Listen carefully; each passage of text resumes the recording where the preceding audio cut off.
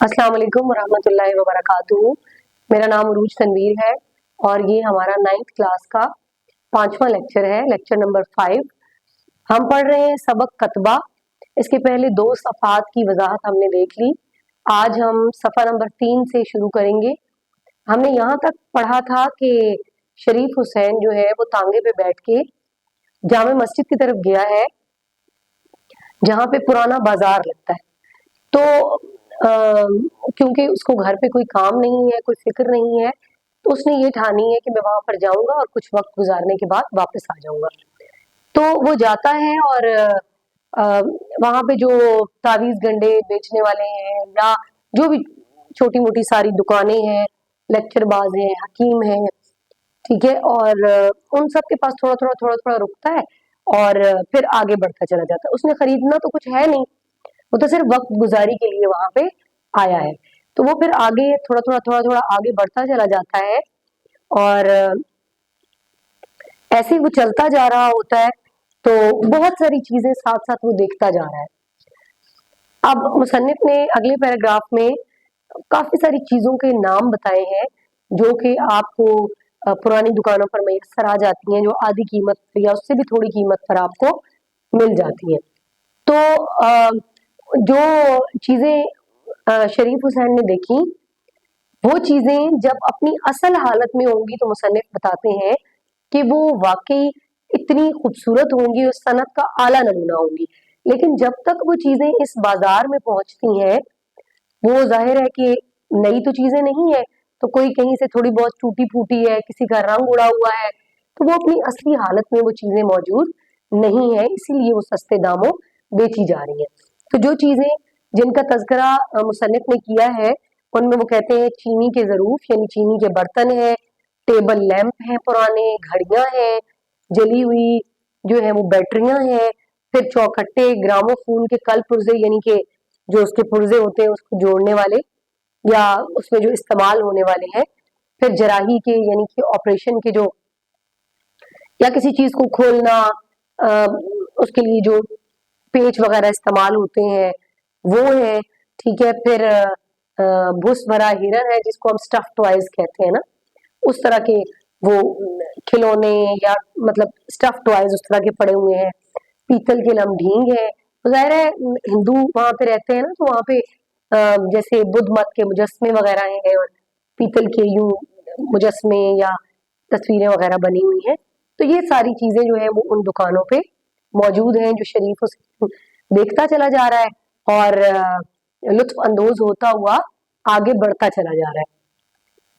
अचानक ही वो एक दुकान के पास से गुजरता है, तो उसकी नजर पड़ती है संगे मरमर के एक टुकड़े पर। अब ये जो संगे मरमर का टुकड़ा है ना, ये यहाँ से जो है वो एक कहानी में एक ट्विस्ट आ रहा है। और संगे मरमर का टुकड़ा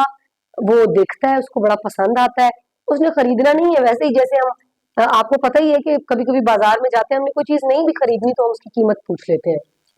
तो वो ऐसे ही दुकान वाले से पूछ लेता है कि रुकता है, तो बड़ा अच्छा सा एक संगे मरमर का टुकड़ा है, तो वो उससे पूछता है कि ये संगे मरमर का टुकड़ा कितने का है,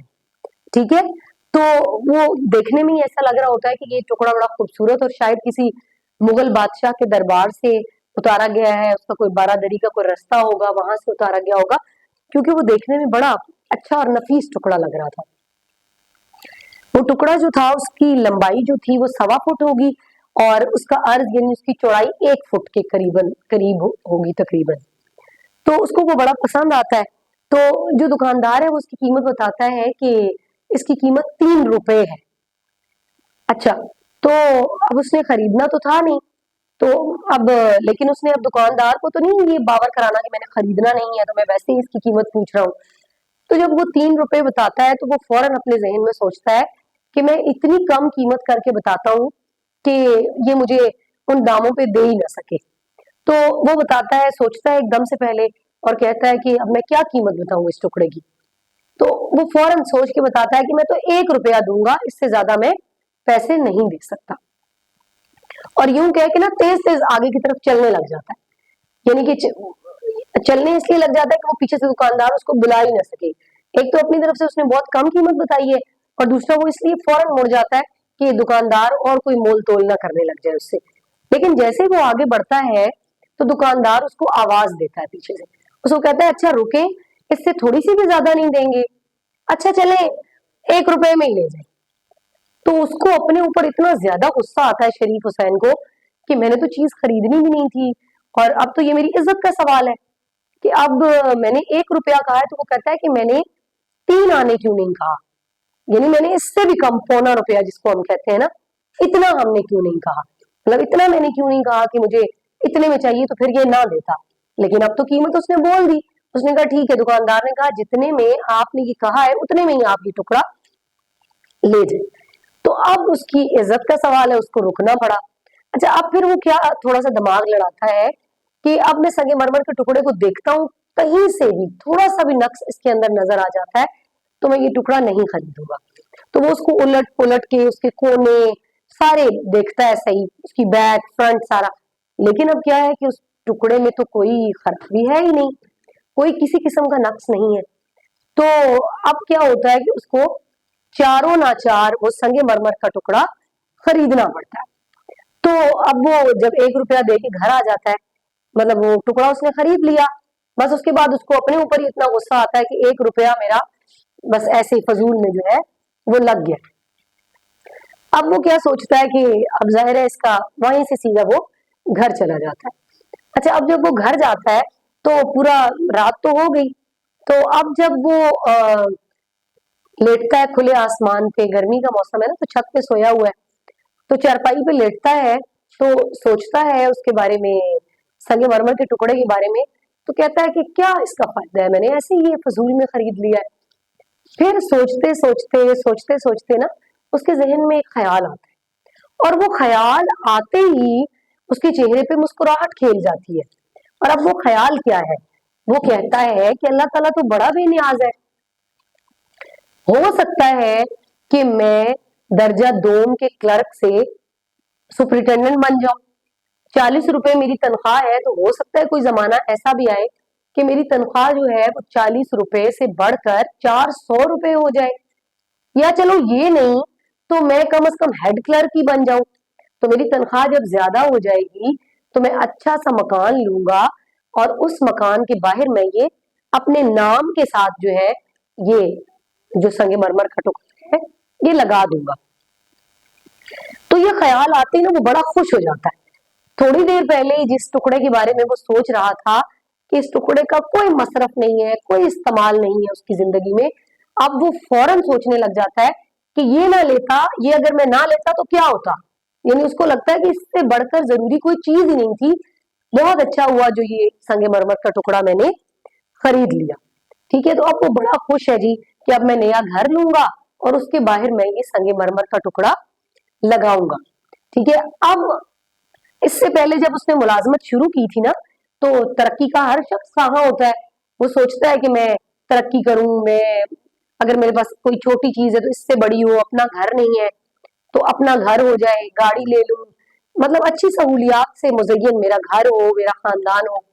तो जब शरीफ हुसैन ने भी नौकरी शुरू की ना, तो उसने बहुत तगोदो की, उसके जहन में ये ख्यालात भी आते थे कि मैं तरक्की की तरफ रागिब भी था, लेकिन फिर आहिस्ता आहिस्ता आहिस्ता आहिस्ता ना तरक्की का जो ख्याल था घर के कामों में उलझ के उसके जहन से निकल गया। लेकिन अब जब उस रात उसने वो संगे मरमर के टुकड़े के बारे में सोचा कि मैं इसको यूं इस्तेमाल करूंगा, तो फिर से तरक्की की एक उमंग जो है वो उसके दिल में जागजी हो गई। लेकिन उसको क्या पता था कि हजारों ख्वाहिशें ऐसी कि हर ख्वाहिश पे दम निकले, बहुत निकले मेरे अरमान लेकिन फिर भी कम निकले। तो अब जब उसने ये सोचना शुरू किया तो वो दोबारा से बहुत मेहनत करने लगा तरक्की पाने के लिए।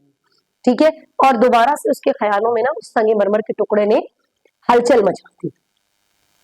अब क्या होता कि रोजाना ही, अब सफा नंबर 3 पे यहाँ तक बात हो रही है, आगे हम चलेंगे सफा नंबर 4 पे। तो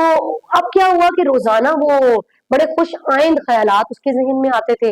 वो उस टुकड़े के बारे में सोचता चला जा रहा है, सोचता चला जा रहा है, सोचता चला जा रहा है। अभी उसके बीवी बच्चे भी नहीं आए, दफ्तर से भी वो जल्दी घर आ जाता है, और रोज एक ख्याली पकाओ पुलाव जो है वो पकाता है अपने जहन में